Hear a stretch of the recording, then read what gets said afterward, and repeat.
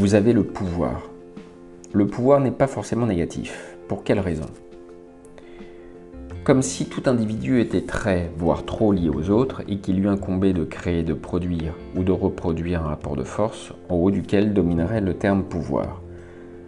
Tout d'abord, ce n'est pas parce que vous pouvez que vous avez le pouvoir. Ce n'est pas non plus parce que vous avez le pouvoir que vous voulez l'avoir. Et enfin, ce n'est pas parce que vous avez le pouvoir que vous avez indiscutablement le pouvoir sur une tierce partie. Consciemment ou non, il arrive souvent que vous exerciez un pouvoir sur quelque chose, sur quelqu'un, en entreprise, dans une relation professionnelle, au cours d'une relation amoureuse, au sein d'une famille ou entre amis. Plus ou moins sain et plus ou moins de façon irrégulière, de nombreuses personnes en jouent.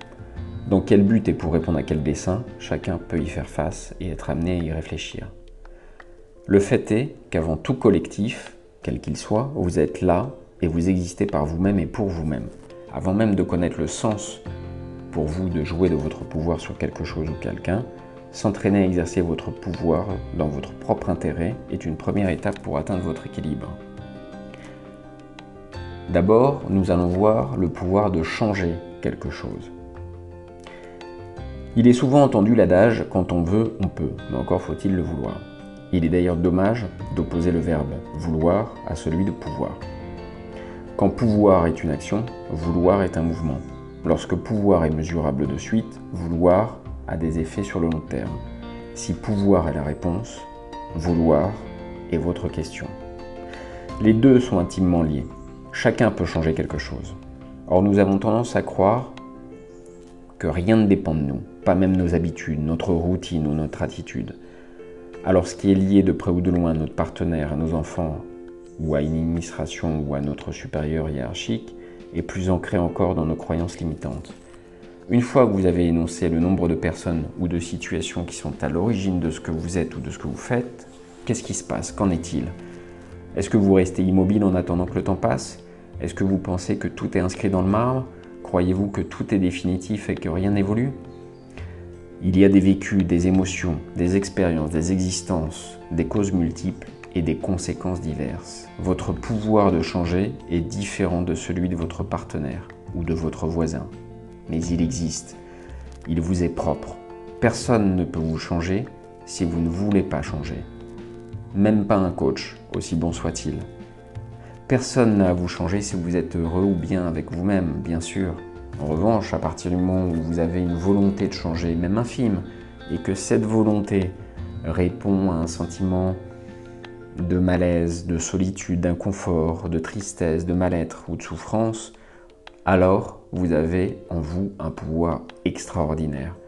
Encore une fois, votre pouvoir est simplement la réponse à la question de votre volonté.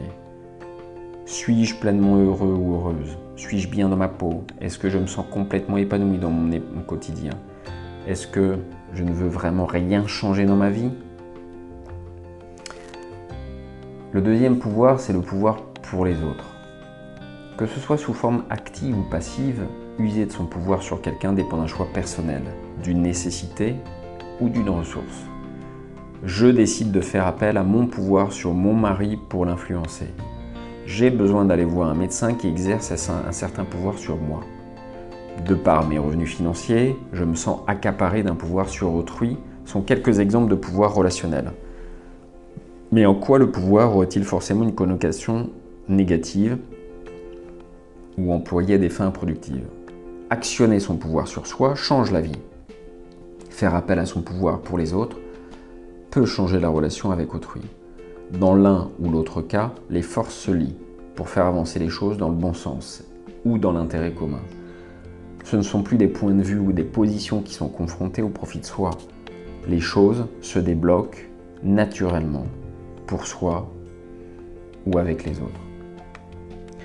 Et enfin, nous allons voir le pouvoir pour vous-même, et notamment la relation avec un coach. Mettre en lumière les blocages de votre personne fait justement partie des prérogatives du travail du coach, entre autres. Psychologiquement, vous avez un pouvoir par rapport au coach. Votre volonté, vos principes, vos croyances, votre implication. Que vous exerciez un pouvoir sur le coach ou que le coach exerce un pouvoir sur vous, pour la simple jouissance du pouvoir, ne ferait qu'alimenter un rapport de force infructueux et stérile. L'intérêt du coach est d'accompagner votre volonté de changement afin que vous puissiez vivre de manière sereine, épanouie, en paix et sans souffrance. La relation coach-coaché est un accord gagnant-gagnant. Vous avancez pour vous et le coach a le pouvoir de vous accompagner pour vous. Le coach est tel un guide de haute montagne. Ce guide de haute montagne, il est là pour vous accompagner tout au long de l'ascension. Il ne fait pas l'ascension à votre place. Il vous accompagne en vous indiquant la route à emprunter ou les pièges à éviter. C'est un cercle vertueux que vous initiez